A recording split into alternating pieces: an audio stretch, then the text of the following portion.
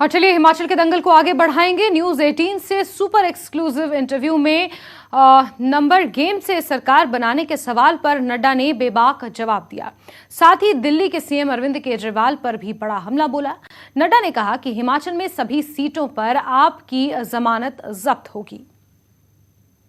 कि जहां इनके नंबर नहीं आते वहां भी सरकार बना लेते हैं। और कांग्रेस का तो ये भी आरोप होता है कि आप इलेक्शन को इलेक्शन के बाद मैनेजमेंट कर लेते हैं, अपनी विधायक इधर से उधर करवा लेते हैं। ऐसा है कि देखिए, राजनीति में लोग ज्यादा से ज्यादा हमसे जुड़ना चाहें तो इसमें हमारा दोष क्या है?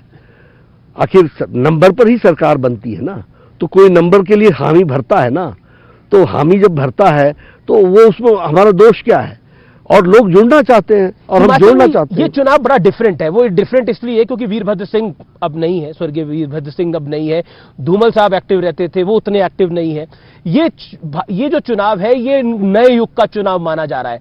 क्या आपको लगता है, क्योंकि ये नए युग का चुनाव इसलिए भी हमेशा बीजेपी कांग्रेस की लड़ाई रहती थी, लेकिन अब आम आदमी पार्टी भी ताल ठोक रही है। अरविंद केजरीवाल कह रहे हैं कि बीजेपी कांग्रेस दोनों ने भ्रष्टाचार किया है, एक मौका हमें दीजिए। देखिए, आम आदमी पार्टी के बारे में आप चर्चा कर रहे हैं अमित जी, मेरे को कई बार ये सोचने के लिए मैं मजबूर हो जाता हूं कि उन पर टिप्पणी क्या करूं जी। देखिए, चुनाव जीतना हारना तो अलग है, मैं उसके बारे में अलग से बोलूंगा, पर मुझे अब समय दीजिएगा। जी जी जी। सबसे पहली बात तो यह है कि अरविंद केजरीवाल जी को यही नहीं समझ में आ रहा है कि he has lost his credibility, और लीडर के लिए क्रेडिबिलिटी बहुत महत्वपूर्ण होता है। आज लोग उनको सीरियसली लेते ही नहीं है। मैं आपको बताना चाहूंगा, उन्होंने कहा मैं चुनाव नहीं लड़ूंगा। चुनाव लड़े, मैं पार्टी नहीं बनाऊंगा, पार्टी बनाई। मैं क्रिमिनल्स को टिकट नहीं दूंगा, 3 जेल में है, बाकी बेल पर है। अब मैं वाटर माफिया से लड़ूंगा, 1000 टैंकर लगा लिए। मैं डिस्कॉम का ऑडिट कराऊंगा, आज दिन तक हम इंतजार कर रहे हैं। मैं 20 मेडिकल 20 डिग्री कॉलेजेस खोलूंगा, आज दिन तक हम इंतजार कर रहे हैं। मैं ट्रांसपोर्टेशन में क्रांति लाऊंगा। क्रांति क्या लानी, जो डीटीसी थी उसको ही कमजोर कर दिया। तो अगर हम उनको देखें कुल मिलाकर के उनके राजनीतिक सफर को, तो जो कहा उसके विपरीत किया। मैं कांग्रेस का साथ नहीं लूंगा, कांग्रेस का साथ लिया। तो उनको, अब दूसरी बात, वो चुनाव लड़ने गए, पहले खुद लड़ने गए थे वाराणसी में, हाल क्या हुआ आपको पता चला। फिर वो चुनाव लड़ने गए उत्तर प्रदेश में, 350 सीटों में चुनाव लड़े, 349 सीटों में 349 सीट्स में जमानत जब्त करा ली। 69 सीट्स में वो चुनाव लड़े उत्तराखंड में, उसमें से 65 में जमानत जब्त करा ली। तो सीएम कैंडिडेट ही आपकी पार्टी में शामिल हो गए। हाँ, उनके तो अध्यक्ष और सीएम कैंडिडेट ही हमारे लिए आजकल प्रचार कर रहे हैं, हमारी पार्टी में आ गए। गोवा में गया तो मैं पहले भी सबको बता रहा था, आपको भी मैं बताना चाहूंगा और आपके माध्यम से दर्शकों को भी बताना चाहूंगा। इतने बैनर पोस्टर लगे थे, इतने बैनर पोस्टर लगे थे कि मैंने कहा यार ये पार्टी तो कितनी सीटों पर लड़ रही है? बोले 40 या 49 पर लड़ रही है। मैंने कहा हाल क्या होगा? कह लगे आगे आगे देखिए होता है क्या। ये बैनर बेस्ड पार्टी रह गई, हम कैडर बेस्ड पार्टी निकले। है, जमानत जब्त हो गई 35 सीटों पर, उनकी जमानत जब्त हो गई। अभी वो बोलते थे कि आदमपुर में हम आज वहां का बाई इलेक्शन का रिजल्ट आया, बोले आदमपुर में हमारी एंट्री होगी, हमारी शुरुआत होगी और हम ये करेंगे और वो करेंगे, सारी बातें उन्होंने कही, बहुत बड़े दावे किए। 1% से कुछ ज्यादा वोट उनको मिले, जमानत जब्त हो गई है।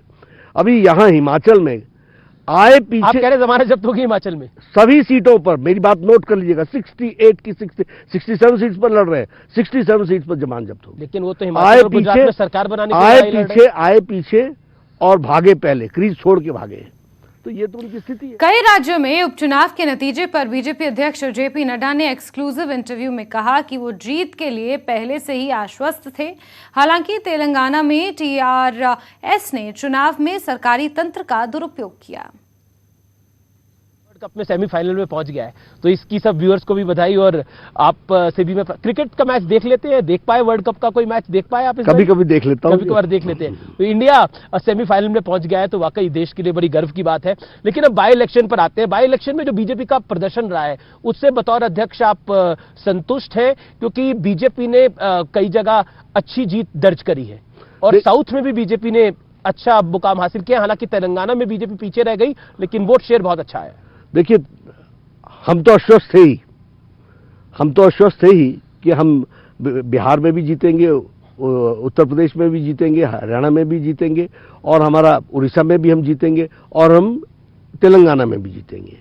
तेलंगाना में जिस तरीके से टीआरएस ने इस इलेक्शन को गवर्नमेंट के का दुरुपयोग करते हुए लड़ा है, तो यह सही मायने में जिस तरीके से इलेक्शन प्रजातंत्र का होना चाहिए था वो नहीं हुआ है। लेकिन anyway we respect the results जो आया है। लेकिन आप देखिए, इसके पहले जब ये बाई इलेक्शन हो रहे थे तो वातावरण क्या बनाया हुआ था, बीजेपी की हालत ठीक नहीं है, बीजेपी की हालत ठीक नहीं है, हमेशा चर्चा करते हो। और अभी बिहार की अगर मैं बात करूं, अमित जी आप ध्यान रखिएगा, ये आगे समझने वाला विषय है, इंडिकेटर है। कौन सा महागठबंधन बिहार में हमारे को हराने के लिए नहीं आया, और उसके बावजूद भी हम जीते हैं। तो यह बताता है कि बिहार में आने वाले समय में क्या होने वाला है।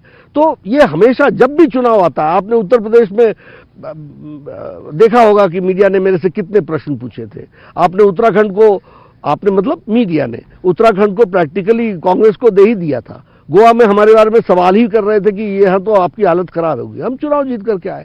हिमाचल में भी वही होने वाला है, और गुजरात को तो कोई छू भी नहीं पाता। वहां तो आप कह रहे हैं गुजरात को कोई छू नहीं पाता, लेकिन अरविंद केजरीवाल कह रहे हैं कि इस बार मैं छू भी पाऊंगा और इस बार मैं मुख्यमंत्री भी बनवा ले जाऊंगा। बिल्कुल अच्छी बात है, सोचने के लिए गालिब ख्याल अच्छा है, लेकिन सच्चाई धरती की तो मैंने आपको बता दी। जमानतों से तो बाहर, जमानत तो जब्त कराते रहते हैं। कितनी बड़ी चुनौती आपको गुजरात में लगती है? हमको कभी चुनौती नहीं दिखती है।